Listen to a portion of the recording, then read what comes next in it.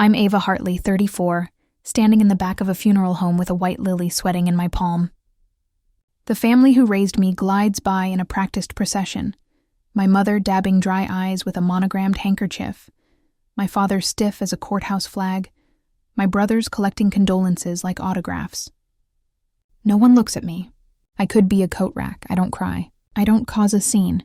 I straighten my spine and let my face go quiet while the performance unfolds around the mahogany casket. Walter Preston, grandpa to everyone, the only person who ever bothered to learn my favorite books, lies still beneath roses he never liked. I came for him, and only him. Being the family disappointment teaches you one thing: stop disappointing yourself. I learned early that I was a guest in a house where the welcome wore off. Matthew and James had bedrooms designed out of catalogs. I had a glorified closet with a mattress that sighed in the middle. They rotated through themed parties and new sneakers. I rotated through chores and relatives' cast-offs. Ava, the dishes. Ava, the laundry. Ava, be grateful. Gratitude was the currency. I paid in silence. Walter saw me. He'd slip paperbacks into my backpack and teach me chess when no one was counting. Across the table, when Patricia, never Mom, picked at my grades or my hair, he'd catch my eye and wink, as if to say, "You are not what they say you are." A single ember kept alive by a conspirator's grin. The day after my 21st birthday, I left. No slammed doors, no speeches. I packed my life into a duffel while they cheered for James at a football game, and I walked toward the bus stop without once looking back. I cleaned hotel rooms, saved tip by tip, took night classes, and built a bakery smell by smell. Vanilla, cinnamon, warm butter rising like a prayer. I made a family out of friends who chose me. And yet here I am, in black that costs more than my college grocery budget ever did, watching actors I share a last name with rehearse grief for a man whose kindness they never noticed. I turned to leave, the lily bruised in my fist, when the smallest shift in the room's current brushes my shoulder, as if a story I don't know yet is stepping closer, clearing its throat. As I turn to leave the funeral home, the murmurs and soft organ music blur together into a single dull hum. My heels click on the polished floor, each step an echo of years I've spent walking away from their shadows. Then a voice stops me. "Miss Hartley?" I glance back. An elderly woman stands near the floral arrangement, clutching a worn leather purse. She's small, stooped, her silver hair pinned neatly, but her eyes, sharp, searching, don't match her fragile frame. "Yes?" I answer carefully. She glances over her shoulder as if making sure no one's listening. "Ava Hartley?" "Just Ava," I correct automatically. I dropped the last name years ago. Her lips tremble. "Then it's really you." Before I can reply, she motions me behind a towering spray of lilies and white roses. I hesitate, torn between suspicion and curiosity, but something in her urgency tugs at me. "I'm sorry," she whispers, voice trembling. "You don't know me, but I've known about you for 30 years. That sentence lands like a stone in my chest. "Excuse me?" She opens her purse with shaking hands and pulls out a yellowed envelope, its edges soft from time. "My name is Edith Mercer. I worked at Sunshine Adoption Services back in 1994. I helped process your paperwork." A chill crawls down my spine. "My adoption?" Her gaze fills with tears. "You weren't adopted, Ava. You were stolen." For a heartbeat, the world tilts sideways. I actually laugh. A brittle, nervous sound that doesn't feel like mine. "You can't be serious." I wish I weren't. She presses the envelope into my hands, her touch cold and desperate. "I've been searching for you for decades, trying to make this right." I tear open the flap with trembling fingers. Inside are newspaper clippings, their headlines blurred but still legible. Toddler vanishes from family home. Search continues for missing child. Lila Whitmore. There's a photo of a little girl, blonde curls, a gap-toothed smile, a red dress bright even through the faded print. A man and woman flank her, radiant with love. "That's you," Edith whispers. "Your real parents, Thomas and Evelyn Whitmore. You disappeared when you were 4. The case made national news. They never stopped looking." I stare at the picture. The curls, the smile, it could be me. Or maybe I'm just seeing what I want to see. Why would anyone take me? Money, she says bitterly. Thomas Whitmore was wealthy even then. The plan was ransom.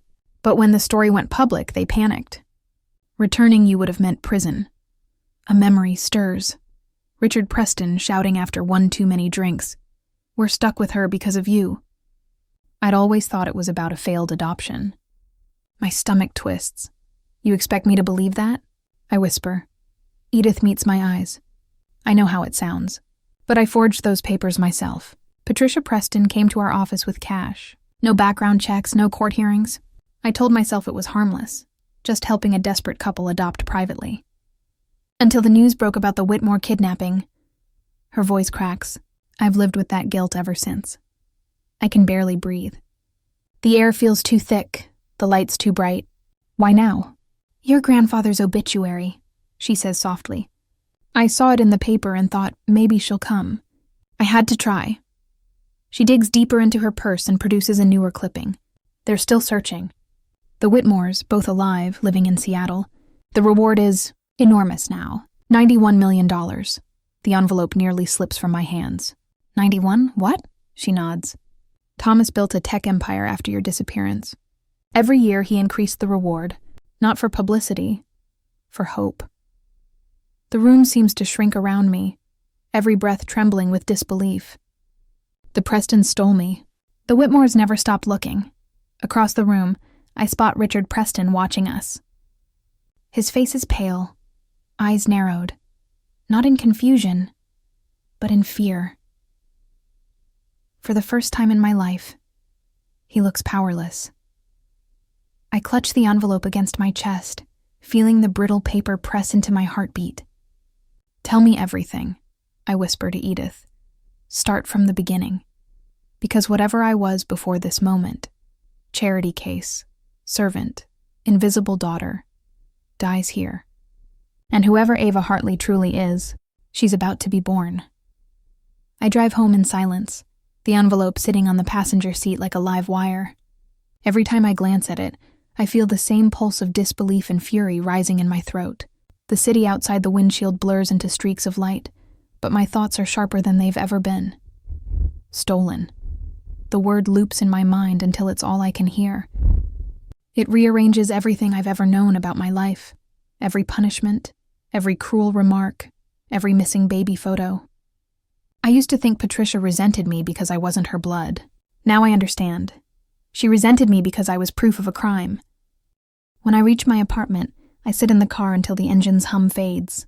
I finally pick up the envelope, take it upstairs, and spread its contents across my small kitchen table. The headlines read like someone else's nightmare. Lila Whitmore, age 4, abducted from Seattle home. FBI joins investigation. Family offers $1 million reward. The articles span years, decades, updates on anniversaries, age progression sketches that look hauntingly familiar. My hands tremble as I open my laptop. The most recent clipping lists a website, finlila.org. I type it in, my heart thundering. The screen loads slowly, then there it is, an age progression image. It's my face, the curls, the eyes, even the small scar on my left eyebrow. Below the image are two names that feel like ghosts reaching across time, Thomas and Evelyn Whitmore. Both alive, both still searching. I don't realize I'm crying until I taste salt on my lips. They never gave up. For 30 years, they searched while I scrubbed floors for people who pretended I was lucky to be in their house. I scroll to the bottom of the page. There's a contact form for credible information. My fingers hover above the keyboard. What would I even write? Hi, I think I'm your daughter. The people who raised me kidnapped me and made me wash their dishes. My phone vibrates violently, making me jump. An unknown number. Against my better judgment, I answer. Ava, says a voice I know instantly. Richard Preston. His tone is sharp, controlled. We need to talk. My chest tightens. I have nothing to say to you. That woman at the funeral, what did she tell you? The truth, I reply. More than you ever did. A long pause, then a sigh. It's complicated. It wasn't supposed to happen this way. You kidnapped a child, I snap. You stole me, then treated me like a servant. What part of that was supposed to happen? You don't understand what you're doing, he warns. You have no proof, and no one will believe you. Something cold inside me hardens. We'll see about that. I hang up before he can answer. My heart hammers, but fear doesn't come, only purpose. I return to the website, wipe my tears and type, "My name is Ava. I believe I might be your daughter, Lila Whitmore. Please contact me." Then I press send. For the first time in my life, I don't feel invisible. I feel dangerous. The night passes in fragments. Every sound makes me flinch. The hum of the refrigerator, a car door outside, the tick of the clock. I can't sleep, so I bake. Kneading dough always steadies me, but tonight even the rhythm of it feels shaky. By dawn, my kitchen smells like cinnamon and anxiety. At 8 a.m., there's a knock at my door. My heart jumps. Through the peephole, I see a tall man in a charcoal suit, holding a briefcase. He looks too polished to be a cop, too calm to be a stranger. I open the door just an inch. "Can I help you, Ava Hartley?" he asks. My name is Daniel Harlow. I'm a private investigator representing Thomas and Evelyn Whitmore. They received your message last night. The air leaves my lungs. That fast? They've been waiting 30 years, he says gently. They don't waste time when it comes to leads about their daughter. He holds out a business card. It's embossed, professional, real. May I come in? I nod numbly and step aside. My tiny apartment suddenly feels too small for what's happening. Daniel's eyes sweep the room, stopping at the kitchen table covered with newspaper clippings and the open laptop displaying finlila.org. I see you've been doing your own research, he notes, setting his briefcase down. I didn't know where else to start, I admit. I thought maybe it was a scam until I saw her, the woman at the funeral. Edith Mercer, he says, opening a file. We've been in contact with her before. She came forward 5 years ago but couldn't locate you. So you believe me? I believe there's reason to verify, he says carefully. We'll need a DNA sample, a simple cheek swab. My pulse quickens. And if it matches, then the Whitmores will finally have their daughter back, he says softly. I sit while he takes the sample, my hands gripping the edge of the chair. When he seals it in a small vial, my phone buzzes on the counter. I glance at the screen. Richard Preston. Calling again. I ignore it. It rings again. Then a text flashes across the screen. We need to talk. Don't make a mistake you'll regret. Daniel sees my expression shift. Is that them? Yes, he's been calling since last night. He frowns, takes out his own phone. You should know something, Ava. If this is true, the Prestons are guilty of federal kidnapping. No statute of limitations. They'll be desperate to silence you. The words send a chill through me. You think they'd hurt me? I think people who can steal a child are capable of anything. He hands me a card. If they contact you again, call me immediately. And don't meet them alone. As if on cue, another text appears. We're outside your bakery. Come down now, my stomach drops. They're here. Daniel's demeanor hardens instantly. He dials 911 without hesitation. Within minutes, 2 police officers, Mills and Barrett, arrive and take our statements. Daniel forwards them documentation from the original kidnapping case, including Edith's previous confession. The officers exchange startled looks, skepticism fading into concern. So you believe these Prestons might attempt to confront or threaten you? Officer Mills asks. They already are. Daniel replies grimly. They're downstairs right now. The officers nod to each other. Stay here. We'll speak to them. I stand abruptly. No, I want to be there. Daniel's brows knit. Ava. I've spent my whole life hiding from them, I say, voice shaking but firm. Not anymore. He studies me for a beat, then nods. All right, but stay behind me. We descend the narrow stairwell to the bakery. The sign still reads closed, sunlight slanting across the floorboards. Through the glass, I see Richard and Patricia standing outside. Patricia's lips are pursed, her posture rigid. Richard's face is pale but defiant. When Officer Mills opens the door, their expressions falter. Mr. and Mrs. Preston, Mills says evenly. We need to ask you a few questions, Patricia bristles. This is ridiculous. Ava is confused. She's been manipulated. I'm not confused, I say, stepping into the light. And my name isn't Ava Hartley. Richard's jaw tightens. You don't know what you're doing. Oh, I do, I reply coldly. I'm exposing what you did. The officers ask them to accompany them for questioning. Richard opens his mouth to argue, then sees Daniel beside me, calm and unreadable, holding a copy of the federal case file. His shoulders slump. For the first time, Patricia's perfect mask cracks. "We gave you everything," she hisses. "Food, shelter. You gave me lies," I say softly, "and I'm done living in them." As the police escort them out, Richard glances back once. The look in his eyes isn't anger, it's fear. And for the first time in my life, I'm not the one afraid. The bakery feels eerily still after the police cars pull away.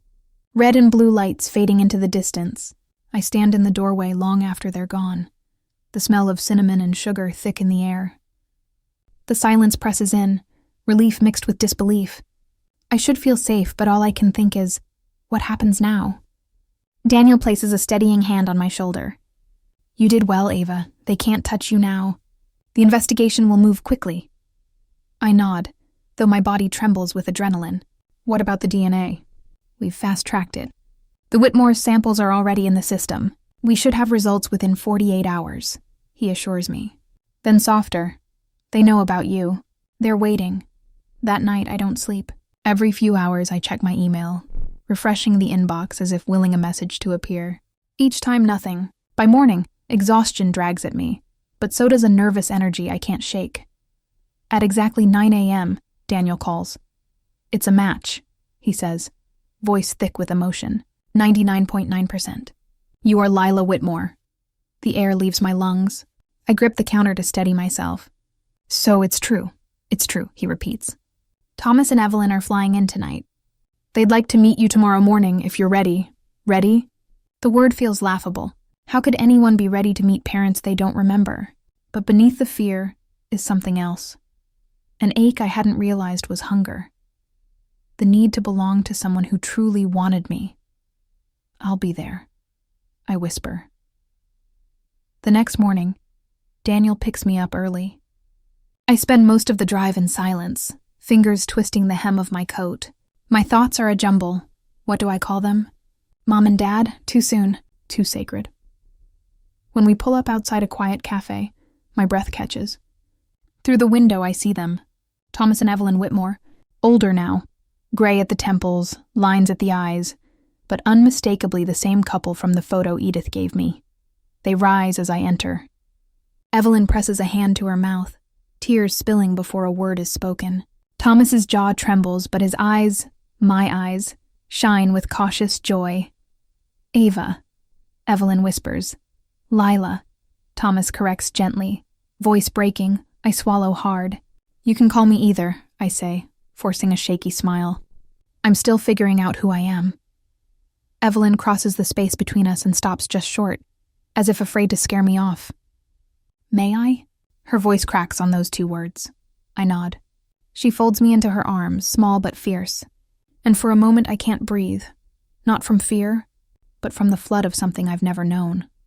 A mother's embrace that feels like home. Thomas joins, his arms wrapping around both of us. I can feel his chest shaking against my back. "We never stopped looking," he murmurs. "Not for a single day. I want to say something, anything, but all that comes out is a quiet sob.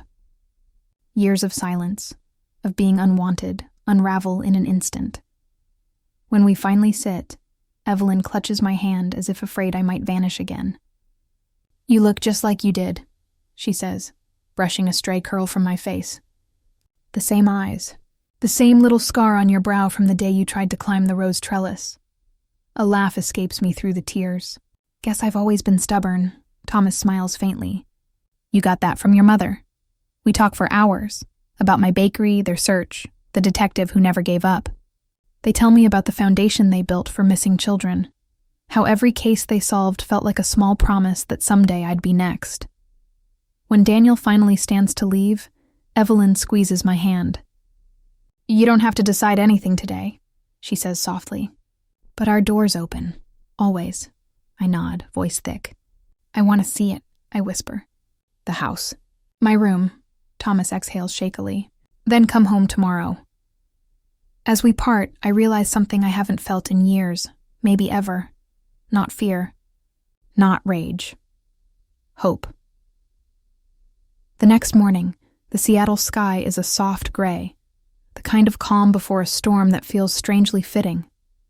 Daniel drives me through quiet, tree-lined streets until a white brick house comes into view, a craftsman-style home perched on a hill, surrounded by lilac bushes and a wide porch. "This is it," he says quietly. My breath catches. Even before I step out of the car, something inside me stirs, a strange familiarity, like a half-remembered dream. Evelyn and Thomas wait at the door. Their faces are nervous, hopeful, fragile. "Welcome home, sweetheart," Evelyn whispers as I step inside. The air smells faintly of lemon polish and coffee. The walls are lined with framed photographs, birthdays, holidays, and a smiling blonde child who looks exactly like me at 4. My throat tightens. Thomas leads me through the house, his voice gentle but unsteady. "We kept your things as they were, Evelyn." She couldn't bear to change much. When we reach the second floor, Evelyn pauses outside a door painted a soft sea green. "This was your room," I brace myself as she opens it. Inside is a space frozen in time, a child's bed, shelves of storybooks, a wooden chest overflowing with stuffed animals. But there are newer touches too, an adult desk, a cozy reading nook, and a few recent photos of me printed from news articles. It's as if they'd tried to imagine who I'd become, building a bridge between the girl they lost and the woman I am now.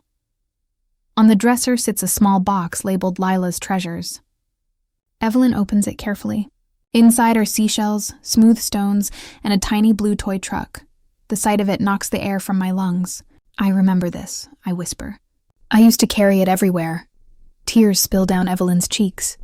"We found it in the backyard after you were taken. I couldn't throw it away." I pick up the toy, feeling the grooves of its chipped paint. The memory comes in a rush. Sunlight, laughter, the sound of someone calling my name. For the first time, my past feels real, not borrowed. We spend the afternoon talking in soft voices, filling in the lost years from both ends. They tell me how the investigation never stopped, how every new lead reignited hope, and how my disappearance shaped their lives. At sunset, Evelyn places a delicate gold locket in my palm. Inside is a photo of them on one side, and the same baby photo Edith had shown me on the other. "You don't have to wear it yet," she says, her smile trembling, "but it's always been yours."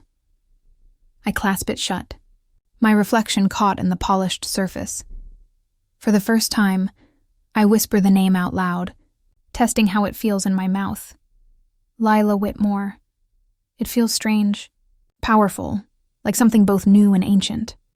That night, as I lie in the bed that was once mine, I realize the truth. The girl the Prestons tried to erase has returned, and this time, no one will take her away again. 2 days later, I'm back at my bakery in Portland, trying to regain some sense of normalcy. The ovens hum.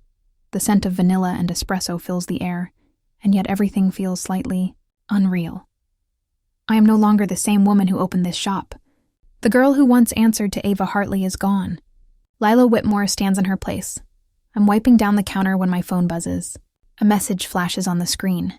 Matthew Preston. "We need to talk." James and I had no idea. "Please, give us a chance to explain."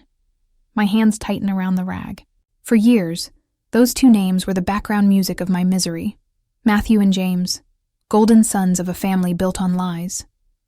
I want to ignore them. I want peace, but part of me also wants answers. I text back, "Tomorrow morning." At the bakery, 10 a.m., come alone. No Richard or Patricia. The next day, rain taps softly on the windows. I'm early, nerves thrumming beneath my skin. Evelyn insisted on coming with me, her quiet strength grounding me. "You don't owe them anything," she reminds me, squeezing my hand. "But hearing them out might help you close the door." At exactly 10, the bell above the door jingles. Matthew and James step inside, their suits wrinkled, faces pale and drawn. They look like men who haven't slept in days. "Lila," Matthew begins uncertainly, tasting the name as if it burns. "Or do you still go by Ava?" "Lila," I say firmly. "That was my real name long before any of you decided otherwise." They exchange a nervous glance, James is the first to speak. We swear we didn't know. We were kids when you came to live with us. We thought you were adopted. And when you were old enough to notice how differently I was treated, I ask. My tone is calm, but every word feels sharp-edged. Didn't that make you wonder? Matthew rubs his face. We noticed. But Dad, Richard, always said you should be grateful. That we were helping you. We didn't question it. I'm sorry. You look the other way, I reply. You both did. James's voice cracks. We were teenagers scared of our father. But when you left, we tried to find you. We asked questions. Mom shut us down every time. Their guilt is raw, but I don't let it soften me. Not yet. And now that the truth is public, now that your parents might face prison, suddenly you want to make amends? Matthew shakes his head. Not because of that. Because we finally understand what was done to you, and what we let happen. For a moment, silence fills the space between us. Then Evelyn speaks, her tone calm but unyielding. Lila doesn't owe you forgiveness. She was a child, alone and unloved in your home, because of choices your parents made. Matthew nods, eyes glistening. We know. We just hope that someday, maybe we can be something other than the sons of the people who hurt you. I study them. 2 broken men standing in the ruins of their family. Maybe, I say finally. But not today. They nod silently and leave. The bell above the door chimes one last time. Evelyn wraps an arm around me, and I exhale the breath I didn't realize I was holding. It's over, she whispers. No, I say, watching the rain streak down the window. It's only just beginning. This time, I decide who gets to stay in my story. 2 weeks later, I stand in the Whitmore kitchen, a room that feels both foreign and achingly familiar. Morning sunlight pours across marble counters and glass cabinets filled with delicate china. Evelyn hums softly as she stirs sauce on the stove, and for a moment, I watch her in quiet awe. The way she moves, careful, precise, warm, feels like something I've seen before in dreams I couldn't explain. You sure you don't want me to help? I ask, half smiling. She laughs, waving me off. You've done enough helping for one lifetime, sweetheart. Sit. Relax. This is my turn. I do as she says, though the word sweetheart still hits somewhere deep. It's such a small thing, but every time she says it, something fragile inside me heals a little more. Dinner tonight is important. The entire Whitmore family is coming. Uncles, aunts, cousins, people who have known me only through photos, news articles, and a 30-year absence. Evelyn has spent days preparing, while Thomas has been fussing over wine pairings, as if this were a royal banquet. I told them it didn't have to be perfect, but I understand why they want it to be. They're not just welcoming me home, they're celebrating a miracle. As guests begin to arrive, the house fills with laughter and the clatter of dishes. Faces blur together, aunts wiping tears when they see me, cousins marveling at how much I resemble Evelyn, and children peeking curiously from behind their parents' legs. It's overwhelming, but in a way that feels good. At dinner, my Uncle Robert raises a glass. To Lila, he says, his voice trembling. To the little girl who found her way home. And to the parents who never stopped looking. Glasses clink. I swallow hard, blinking back tears as everyone cheers my name. My real name. After dinner, my cousin Allison pulls me aside into the sunroom. You probably don't remember, she says, eyes shining. But we were inseparable when we were little. We used to build pillow forts in the living room. I shake my head sadly. I wish I did. She smiles through her tears. That's okay. I remember enough for both of us. She squeezes my hand. I'm just glad you're home.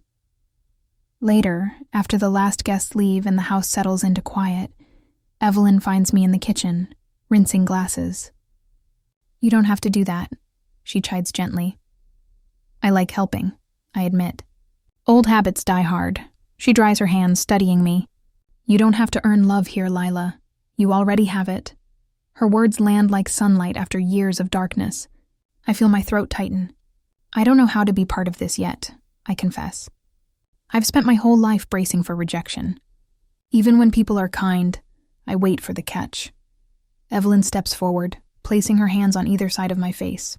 Then we'll wait with you, she says softly, No one's rushing you. Healing takes time.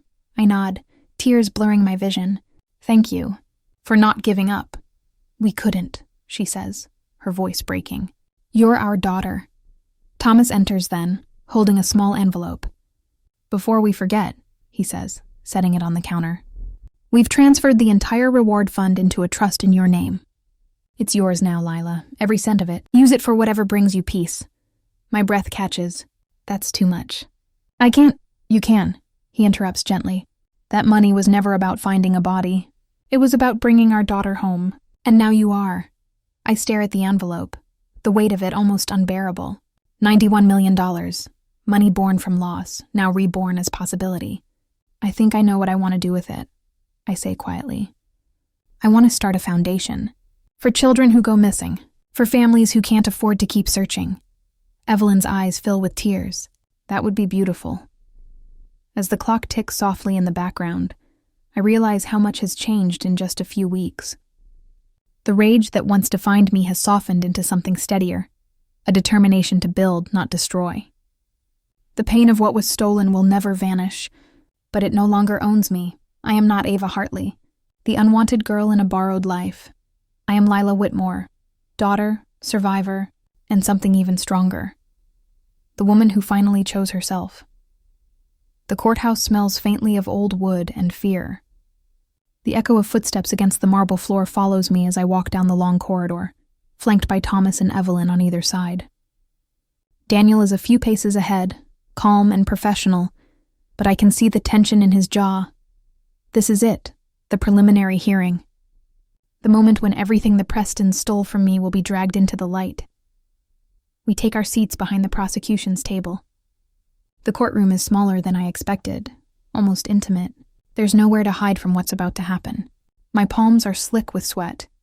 But when Evelyn slips her hand into mine, her warmth steadies me.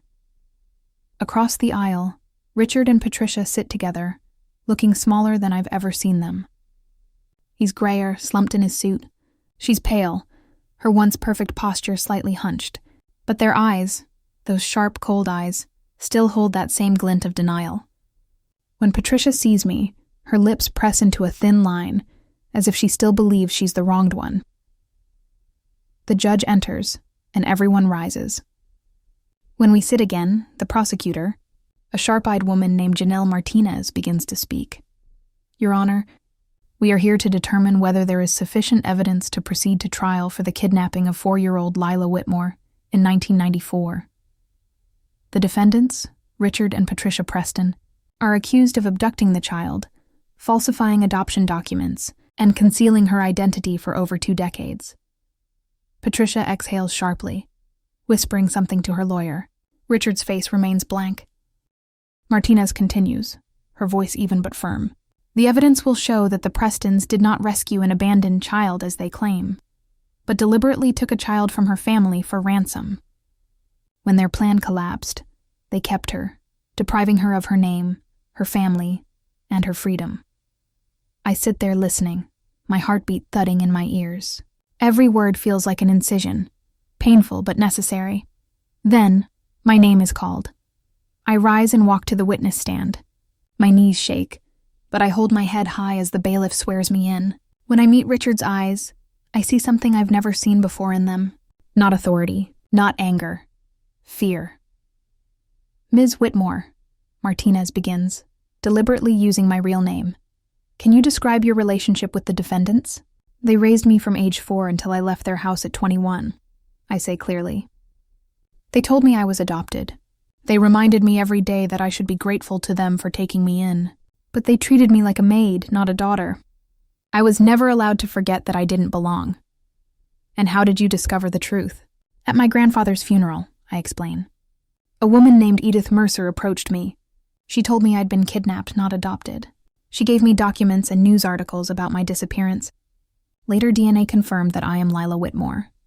A hush falls over the courtroom. The judge nods for Martinez to continue.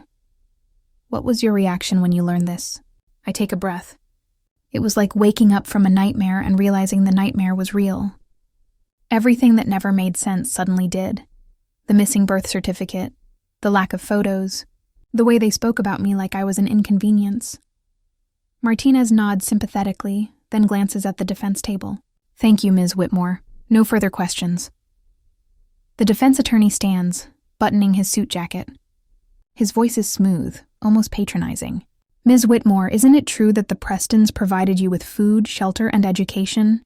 That they raised you as their own, even if imperfectly? I stare at him. They provided the bare minimum to keep up appearances. I wasn't raised. I was contained. There's a difference. He smiles faintly. But they didn't harm you physically, did they? They didn't have to, I reply, my voice steady but sharp. Emotional abuse leaves scars too. They took away who I was. They erased me. That's violence of another kind. The attorney looks unsettled. And yet you stayed until you were 21. I stayed, I say quietly, because I had nowhere else to go. I didn't know who I really was. He opens his mouth to respond, but Martinez cuts in. Objection. Argumentative. Sustained, the judge says. I exhale slowly, realizing my hands are clenched in my lap. I unclench them and glance toward Evelyn and Thomas. They're both watching me with tears in their eyes, pride etched into their faces. By the time I step down, I feel lighter, drained, but strong. For years, the Prestons made me believe my voice didn't matter. Today, I prove them wrong. The rest of the testimony unfolds like the closing act of a long, grim play. Edith Mercer takes the stand, frail but unflinching, confessing to forging the papers and naming Patricia as the one who paid her in cash. FBI agents present financial records, phone logs, and DNA results. Every piece of evidence draws the noose tighter. When it's finally over, the judge rules without hesitation. The court finds sufficient evidence to proceed to trial on all charges, including kidnapping, fraud, and falsification of documents. Richard's shoulders sag. Patricia stares straight ahead, her jaw tight, as if the world owes her an apology. As I leave the courtroom, flashbulbs explode outside. Reporters shout questions, but I barely hear them. Evelyn slips her arm through mine. You did it, she whispers. I look up at the gray Seattle sky, breathing in air that feels cleaner than it has in years. No, I say softly. We did. And for the first time in my life, I don't feel stolen. I feel found. 3 months later, the courtroom looks different. The crowd is smaller, the tension sharper, the air thick with finality. Today isn't a hearing, it's sentencing. Richard and Patricia Preston sit side by side at the defense table, their hands clasped, faces hollow. The arrogance that once clung to them like perfume is gone. In its place is something pale and brittle. Fear. The judge reviews the charges one last time. Kidnapping across state lines, falsification of legal documents, identity fraud, and obstruction of justice. Each word lands with quiet, satisfying precision. The defendants have accepted a plea agreement, the judge says. Each will serve 25 years in federal prison with no eligibility for parole for at least 15. A murmur ripples through the courtroom. Patricia's lips tremble, but she doesn't cry. Richard bows his head, his shoulders sagging under the weight of what he's done. When the judge asks if the victim would like to make a statement, I rise slowly. My legs are steady this time. I spent most of my life believing I was unwanted. I begin, my voice clear. I thought I was a burden who should be grateful for scraps of affection. But I've learned that none of that was true. I was never unworthy. I was stolen. I look directly at Patricia, then at Richard. You didn't just take a child. You stole decades of love from 2 parents who never stopped looking for me.